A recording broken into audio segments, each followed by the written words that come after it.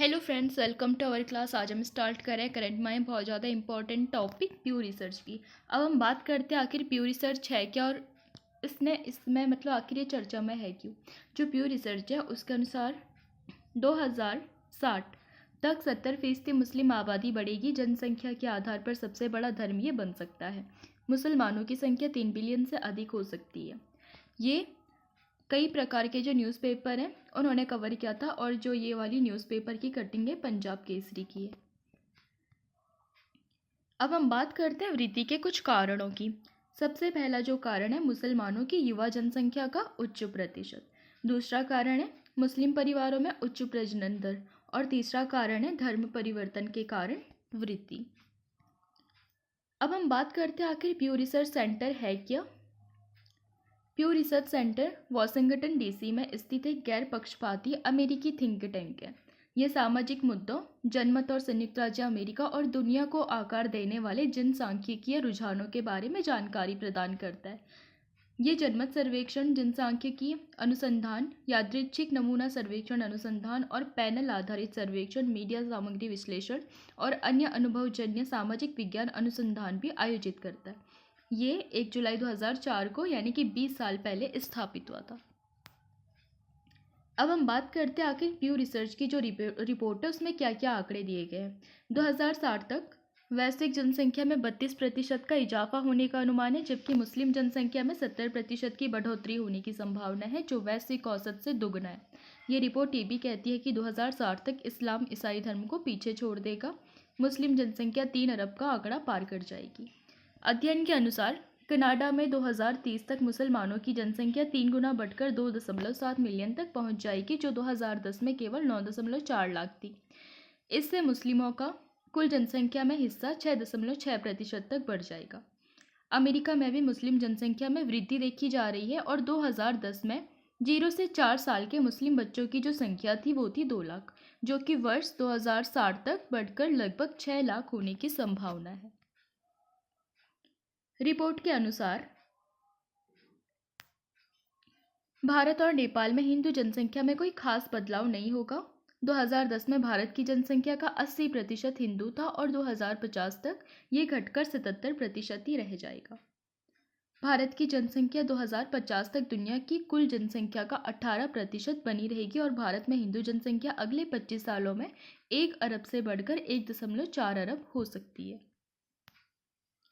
अब हम बात करते हैं माल्थस का सिद्धांत, जो कि जनसंख्या के सिद्धांत से संबंधित है। इसे वर्ष 1798 में एक ब्रिटिश अर्थशास्त्री और जनसांख्यिकी विद थॉमस रॉबर्ट माल्थस ने जनसंख्या के सिद्धांत पर अपने एक निबंध में प्रस्तावित किया था।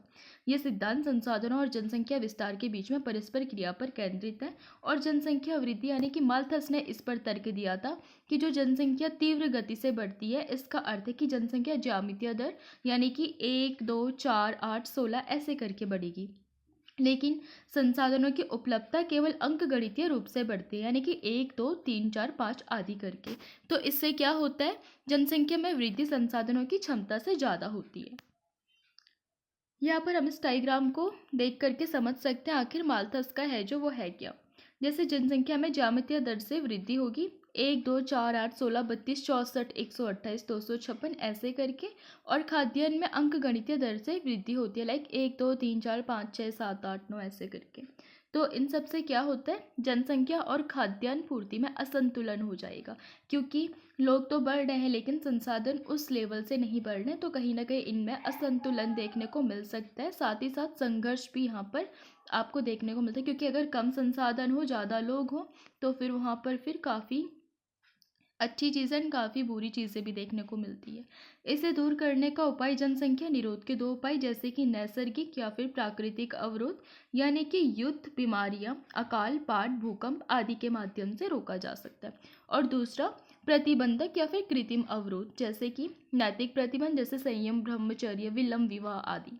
और संतति निग्रह के कृत्रिम साधन, जैसे कि माल्थस इनको पाप भी मानता है, लेकिन जो नैतिक प्रतिबंध है लाइक संयम, ब्रह्मचर्य, विलंब विवाह, इनके द्वारा जनसंख्या नियंत्रण का सुझाव माल्थस ने दिया था।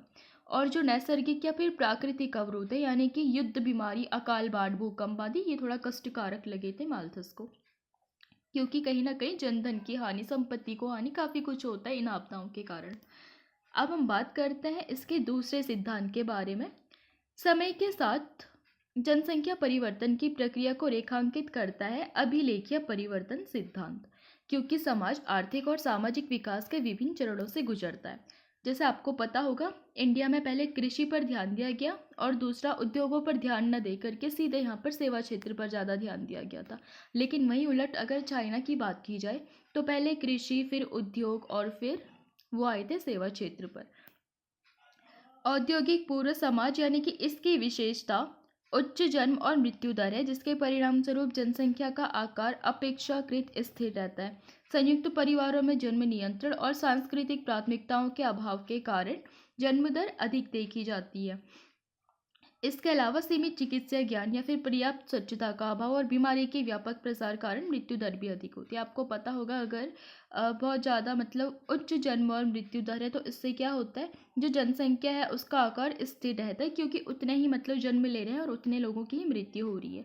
और साथ ही साथ जैसे संयुक्त परिवारों में क्या होता है, जन्म नियंत्रण सांस्कृतिक प्राथमिकता होती है तो उनका भी अभाव देखने को मिलता है, जिस कारण जो जन्म की दर है वो ज़्यादा देखने को मिलती है। और सीमित चिकित्सीय ज्ञान, क्योंकि लोगों को नॉलेज ज़्यादा नहीं होगा अगर, और पर्याप्त स्वच्छता भी नहीं होगी और बीमारी ज़्यादा होगी, तो उससे क्या होता है फिर बाद में जो मृत्यु दर है उसमें भी बढ़ोतरी देखने को मिलती है। इसका जो दूसरा चरण है संक्रमणकालीन चरण, इसकी शुरुआत औद्योगिकरण और स्वास्थ्य देखभाल एवं स्वच्छता में सुधार से होती है। यानी कि उद्योगों का भी मतलब बढ़ावा दिया जाना और स्वास्थ्य देखभाल और स्वच्छता में भी अगर सुधार होगा तो इस संक्रमणकालीन चरण शुरू हो जाता है। इस दौरान चिकित्सा, स्वच्छता और खाद्य उत्पादन में प्रगति के कारण मृत्यु दर में उल्लेखनीय गिरावट आई और प्रारंभ में जन्म दर उच्च रहती है, जिससे मृत्यु दर कम होने के कारण तेजी से जनसंख्या वृद्धि होती है।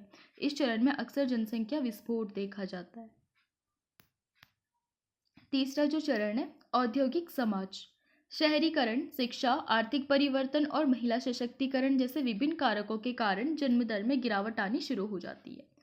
जैसे कि जितनी ज़्यादा शिक्षा होगी, सामाजिक आर्थिक विकास होगा, तो कहीं ना कहीं जो बाकी की कुप्रथाएं हैं तो कहीं ना कहीं वो सारी चीज़ें ख़त्म होगी। और साथ ही साथ जैसे जो जन्म दर है उसमें भी लोगों के प्रति मानसिक तरीके से सुधार होना शुरू होगा कि कम जनसंख्या एंड एक बच्चा वाला जो चल रहा है आजकल, तो वो वाली चीज़ें आनी शुरू हो जाती है।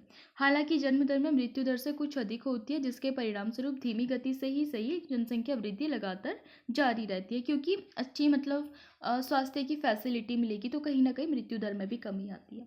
उत्तर औद्योगिक समाज की बात की जाए तो जन्म दर और मृत्यु दर दोनों कम होती है, यानी कि जन्म भी कम लेंगे और मृत्यु दर भी कम होगी, जो मैंने अभी आपको बताया वही वाला मॉडल, जिसके परिणाम स्वरूप जनसंख्या स्थिर या फिर धीरे धीरे बढ़ती है। जन्म दर प्रतिस्थापन स्तर से भी नीचे गिर सकती है, जिससे जनसंख्या की उम्र बढ़ने और जनसांख्यिकीय असंतुलन के संबंध में चिंताएं भी उत्पन्न हो सकती है।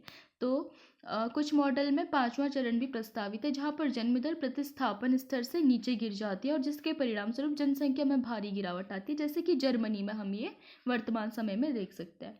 ये चरण की विशेषता एक महत्वपूर्ण मृत जनसंख्या और संभावित जनसांख्यिकीय चुनौतियां हैं। तो मुझे लगता है कि आप आज का सेशन समझ गए होंगे। अगर आपको पसंद आए तो लाइक कीजिए, शेयर कीजिए, सब्सक्राइब कीजिए और टेलीग्राम का लिंक आपको मिल जाएगा डिस्क्रिप्शन में, तो आप वहाँ पर जाकर के टेलीग्राम का चैनल ज्वाइन कर सकते हैं। Thanks to watching.